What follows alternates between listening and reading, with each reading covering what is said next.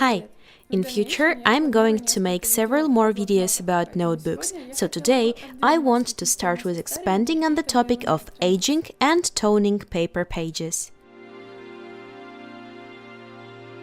You can make your paper look old using coffee or tea. Honestly saying, I thought that it was a common knowledge, but when people started asking me, I realized that this knowledge wasn't passed on for generations, and we need to change this. What's peculiar is that these two mentioned drinks give different tone to paper. I'll show you an example with instant coffee and tea bags. I add quite a lot of them to make the color more intense. While the tea is steeping, I'll show you the example with coffee. For this video, I will dye little sheets on a plate, because they prettily fit into the frame. Usually I do the same with A4 sheets on a tray, so this plate is used only for demonstration. However, it turned out that this is not the best way to demonstrate. If you simply dip the sheets and keep them in there, the result won't be intense. If it suits you, that's great, but I need more color, so I prefer to use a brush and a hairdryer.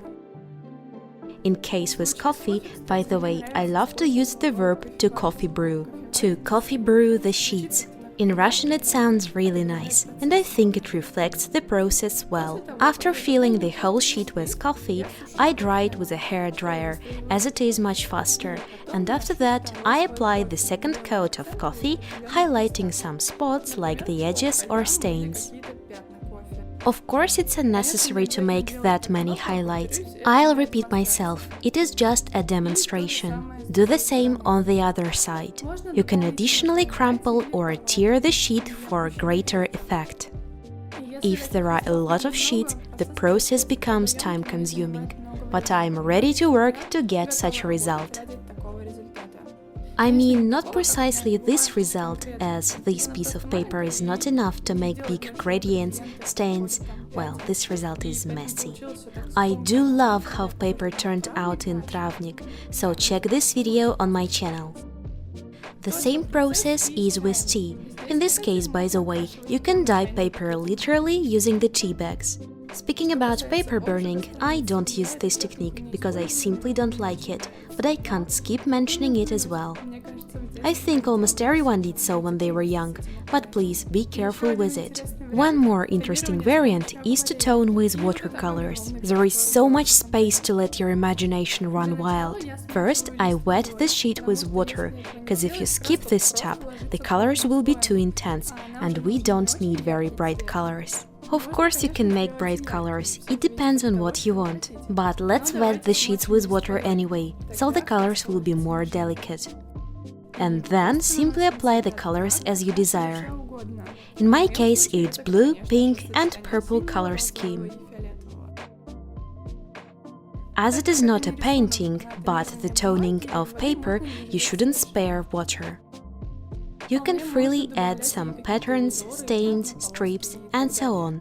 You can also make gradients, in other words, smooth transitions of one color into another. And the technique is the same. I dry a sheet with a hairdryer, turn the sheet over and tone it.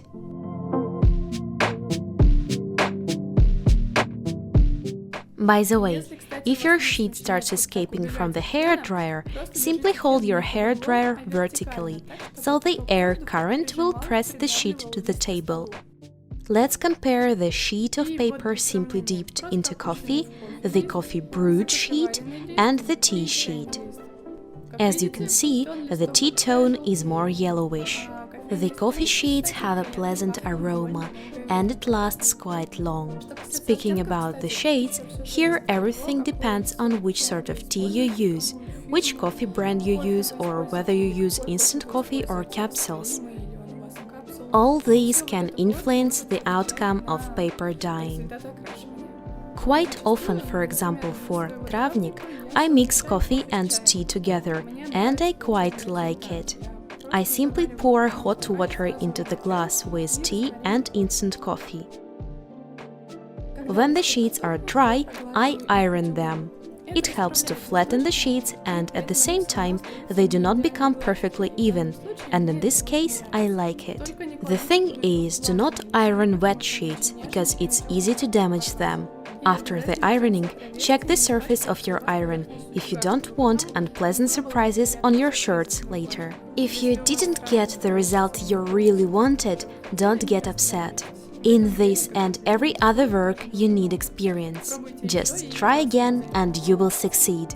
I hope this video was interesting and useful for you, and I love you this much. Bye!